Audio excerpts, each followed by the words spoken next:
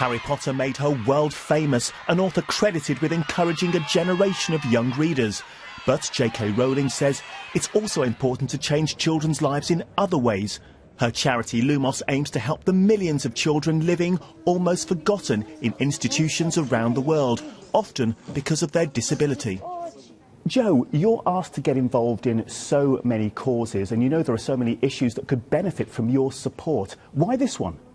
I think it sort of chose me, to be honest. I was reading an article by an undercover reporter who had gone into a care home, so-called, in Eastern Europe, and there were disabled children being kept in that care home in what are called cage beds, which are effectively cots covered in chicken wire. The article was accompanied by such a shocking image, and I couldn't get it out of my head. I started writing letters of protest, and that led to the formation of this charity. You've been to various countries to find out for yourself. How did it make you feel seeing the children there being kept in such conditions? I cannot, it's truly hard to articulate because you have a huge mixture of emotions.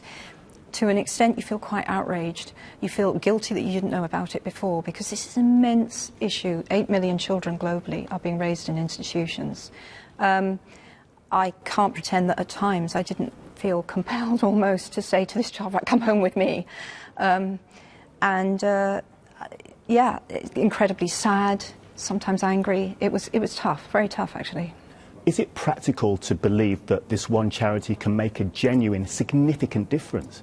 Well, I think that's a very reasonable question, particularly when you're asking people to give money. So far we've managed to get 11,000, I'm going to get this right, 11,977 children out of institutions, which is pretty good going, because this is hard to do. How much responsibility do you feel to try and make a difference as someone who's not only rich, but of course has influence, has a voice? Well, I do feel that urge.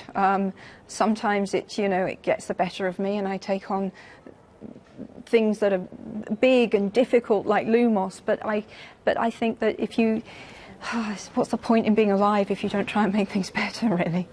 Other places where you've tried to make a difference, we're in a very interesting area with the press at the moment. We're still in a position where there are different viewpoints. Post-Leveson, you of course gave evidence to the inquiry. Sure. Are you satisfied now with the situation in how the press want to regulate themselves? Well, clearly not. I mean, clearly the evidence I gave at Leveson, I was very direct. I think press self-regulation has failed us quite badly in this country. And I agreed to give evidence at Leveson, and I truly mean this.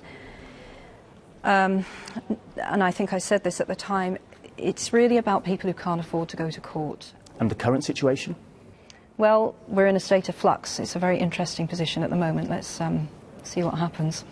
Also, you're returning to the world of Harry Potter. You're writing fantastic beasts and where to find them. Do you think you'll ever be able to say goodbye to the Potter universe? Do you want to? To be honest, it was 17 years. And now I'm back there in a different way, in a very different way, as different characters. But it is the same world. I think part of me will forever live there. And I'm not sorry about that. J.K. Rowling, Jo, thank you as always for your time.